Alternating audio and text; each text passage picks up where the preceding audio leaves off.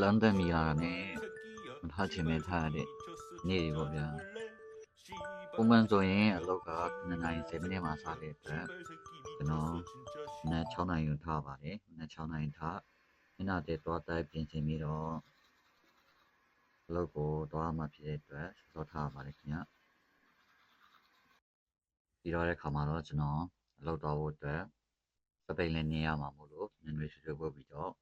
သွားမှဖြစ်ပါတယ်ခင်ဗျဒါလေးကတော့ full outfit ပါကျွန်တော်တို့နေတာနှစ်လွာမှာဖြစ်တဲ့အတွက်ကျွန်တော်တို့နေ့တိုင်းလောက်သွားတဲ့ချိန်တိုင်းစပိန်ကိုတည်လိုက်ချလိုက်လောက်ရပါတယ်အဲ့ဒါကတော့လောက်ပင်မတဲ့ချိန်တော့လုံးဝမသိချင်ပါဘူးဒါကတော့မနက်လောက်သွားတဲ့လမ်းမှာပါခင်ဗျလောက်မသွားလောက်တဲ့ကိုမသွားခင်ကျွန်တော်စီယူထဲမှာနက်စာစားဖို့အတွက်ဝင်ဝယ်လေးရှိပါတယ်လောက်မဝင်ခင်စားဖို့အတွက်ပါဒါတော့မနက်စာပါ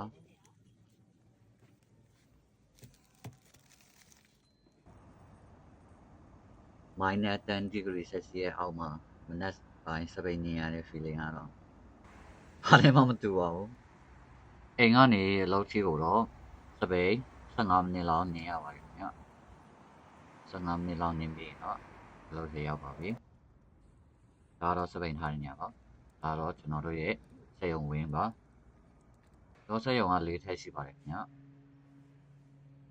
ခုတော့အလုပ်လည်းရောက်ပြီမို့လို့ဥစားလေးပြီးတော့ပြန်ထွက်လာပါမယ်ခုကတော့အလုပ်တွေကိုဝင်ပါတော့မယ်ဒါတော့အလုပ်ရင်းနေပါမှာ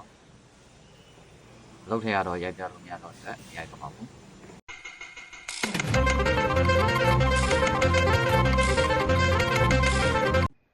ခုဆိုရင်တော့အလုပ်ဆင်းပါပြီခင်ဗျအလုပ်ကတော့ပုံမှန်9ခွဲဆင်းပါတယ်ဒါပေမဲ့ဒီနေ့မှာတော့အလုပ်နည်းနည်းများတဲ့အတွက်ည9နာရီထိုးရပါတယ်ခင်ဗျညနေပိုင်းလည်းအေးတိုင်းအေးတာမို့လို့နည်းနည်းချက်တွေဝယ်ပြီးတော့ပြန်ပါမယ်ခင်ဗျဒါတော့အိမ်ပြန်နဲ့တမ်းပါစေုံဝင်နေမှာပါ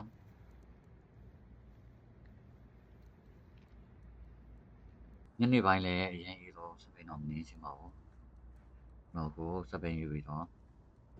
အိမ်ပြန်ရပါတော့မယ်ခင်ဗျာအိမ်ပြန်တဲ့လမ်းလည်းညဘက်ဖြစ်တဲ့အတွက်